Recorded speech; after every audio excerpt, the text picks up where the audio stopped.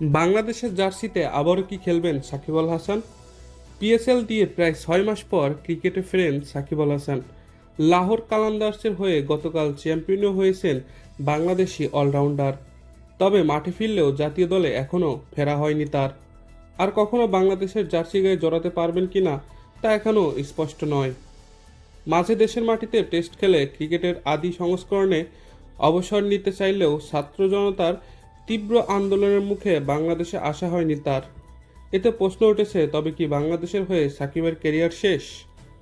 আজ এক অনুষ্ঠানে অতিথি হয়ে আসা বিসিবির মিডিয়া কমিটির চেয়ারম্যান ইফতেখার রহমান মিঠুর কাছেও এমন প্রশ্ন করা হয়েছিল। মিডিয়া কমিটির চেয়ারম্যান এমন প্রশ্নকে উড়িয়ে দিয়েছেন। তিনি বলেছেন, আমাদের যে টিম ম্যানেজমেন্ট এবং সেটআপ আছে, অ্যাকশন শোধরানোর পর প্রথম কোনো টুর্নামেন্ট খেললো সাকিব। সে বিশ্বসেরা, যে কোনো দলেরই সম্পদ সে। তাই অবশ্যই আমাদের নির্বাচক টিম ম্যানেজমেন্ট সবার বিবেচনায় সবসময় থাকে। খেলায় ফিরলেও ব্যাটে বলে তেমন পারফরমেন্স করতে পারেননি সাকিব। 3 ম্যাচ খেলে একটিমাত্র উইকেটই পেয়েছেন তিনি। 2 ইনিংস ব্যাট করে রানের খাতা তো খুলতেই পারেননি। তাই আর একটু সময় দেখে সাকিবকে বিবেচনা করতে চান মিঠু।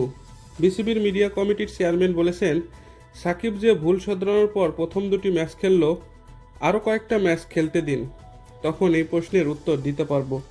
দর্শক, সাকিব আল হাসান যদি বাংলাদেশে আবারও ফেরে, এতে কি আপনি খুশি তা কমেন্ট করে জানিয়ে দিতে পারেন। নিত্য নতুন খেলার সংবাদ সবার আগে পেতে আমাদের চ্যানেলটিকে অবশ্যই সাবস্ক্রাইব করতে ভুলবেন না।